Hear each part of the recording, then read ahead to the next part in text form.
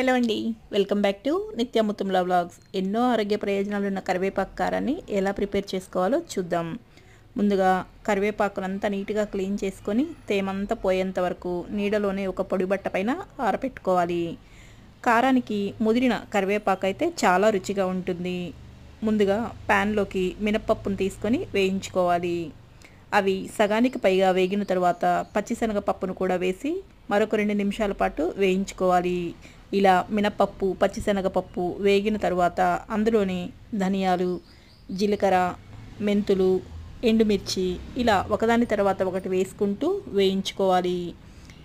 స్టవ్ని సిమ్లోనే ఉంచుకొని మంచి సువాసన వచ్చేంత వరకు దినుసులన్నిటిని వేయించుకోవాలి. ఇలా వేయించుకున్న దినుసులన్నిటినీ పూర్తిగా చల్లారేంత వరకు ఒక ప్లేట్లోకి తీసుకొని పక్కన పెట్టుకోవాలి. అదే ప్యాన్లోకి కరివేపాకును తీసుకొని పొడి పొడిగా అయ్యేంత వరకు వేయించుకోవాలి.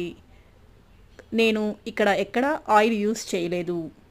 కరివేపాకునంతా వేయించుకున్న తర్వాత అది కూడా పూర్తిగా చల్లారేంత వరకు ఒక ప్లేట్లోకి తీసుకొని పక్కన పెట్టుకోవాలి. పూర్తిగా చల్లారిన దినుసులని మిక్సీ జార్లోకి తీసుకొని అందులో సరిపడా ఉప్పు, పసుపు, చింతపండు వేసి బరకగా గ్రైండ్ చేసుకోవాలి. కొన్ని వెల్లుల్లి రెబ్బలను కూడా వేసి మరొకసారి గ్రైండ్ చేసుకోవాలి. ఇలా గ్రైండ్ చేసుకున్న కారాన్ని ఒక ప్లేట్లో వేసుకొని పూర్తిగా చల్లారనివ్వాలి. చల్లారిన కారాన్ని ఎయిర్ టైటెడ్ కంటైనర్లోకి తీసుకొని స్టోర్ చేసుకోవాలి. అంతేనండి, ఎన్నో ఆరోగ్య ప్రయోజనాలుండి కంటికి మేలు చేసే కరివేపాకు కారాన్ని మీరు కూడా ఓసారి ఇలా ట్రై చేసి చూడండి. Thanks for watching the video.